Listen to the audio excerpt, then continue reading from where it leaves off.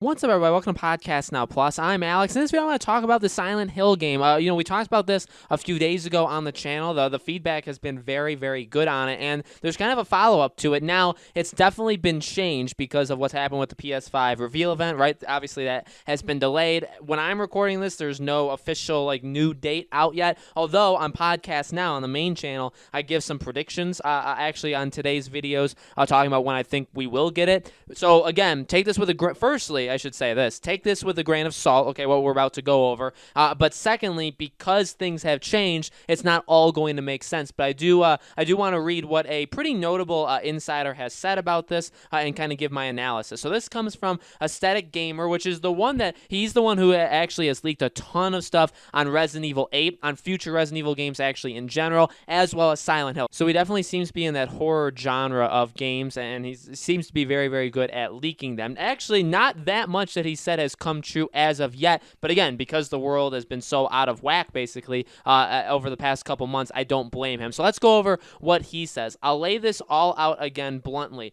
Silent Hill, if the Japan studio, Toyama directing, etc. stuff is all true, will either be revealed on the 4th or in August. It should be the 4th, as the team is excited to reveal it. The game is PS5 exclusive, and it's in a playable state. Now this was before they delayed the event, so the PlayStation reveal event is not June 4th anymore, but he was saying earlier yesterday, I believe this was yesterday, May 31st, so this was actually Sunday, he had said that it's either going to be at the PS5 reveal event or it would be in August. Now, my question to that is, why August? Why does it immediately jump from June to August? Now, I think some people are saying that that's because Sony, the plan, which they haven't really said out loud yet, but the plan is probably to reveal these. Actually, they have said they're going to reveal things in stages. They're not going to reveal everything basically the first day, right? So this reveal event. Also, the more talk that we're hearing about this reveal event was that it sounds like they were going to do a lot of stuff that comes a little after the launch. Maybe they would tease the console,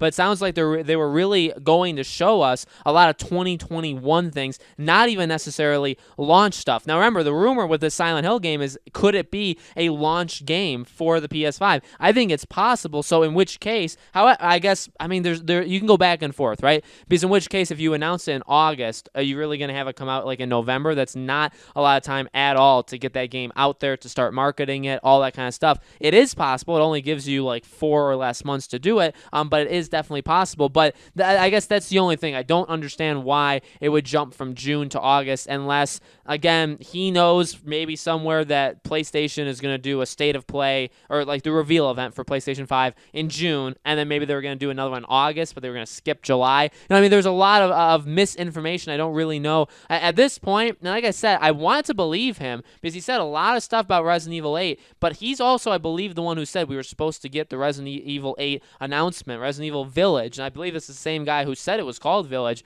before the end of April. Well, we're in June now, and we haven't gotten Resident Evil 8, which, again, things happen, especially in a year like this. So does that kind of suck for these guys, these leakers? Yeah, it does, because they don't promise us, but they tell us that they expect something at a certain time, and because of their craft, because of what they do, we are, you either believe them or don't, and they kind of gain reputation on whether they're right or wrong. And while I do like a lot of the stuff that he said, and he's actually becoming maybe the leaker that I've talked about the most on the entire both these channels, he hasn't gotten a lot of things right. So it just seems a little weird. And he also does say, if it's all true. So it's well, how do you know that it's going to be announced either June 4th or August if you don't even know if it's right in the first place? You know what I mean? But then he also says that the team is excited to reveal it because the game is a PS5 exclusive and it's in a playable state. But above it, he says that if it's even true. Maybe he's talking about if it's even true, if it's what we all think, right? If it's the original maker of Silent Hill that's doing it. If that's what he's talking about,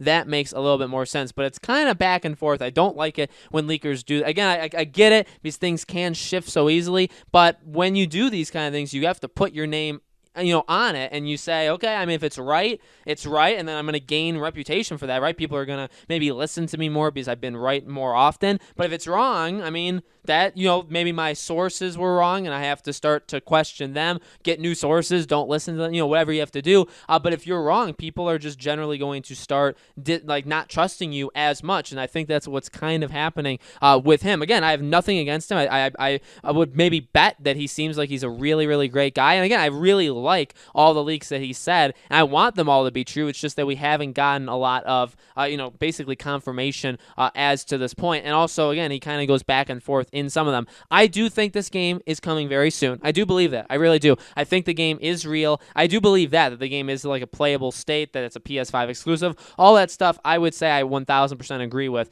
Again, I don't know why it would jump from June to August. I think this game will be announced when the PS5 is announced. Okay, when it was originally going to be literally in 2 days, I think, remember my predictions were Spider-Man 2, Horizon 2, I think we would see Silent Hill, Godfall, obviously I've seen a lot of people say everybody forgets about that. Yeah, I mean, I think it's just because it's the game that we kind of already know is coming, so it's just not as enticing for us to talk about. But, Silent Hill was like my third game that I was predicting that we would end up seeing at this PlayStation event. So I still really do think that whenever the event is, and again, in the Podcast Now video, I talk about that. I feel like it's only going to be 1 or 2 weeks away. I don't think it's going to get all that far out. But once that does happen, I think we'll end up getting a Silent Hill announcement. Will it be a launch game?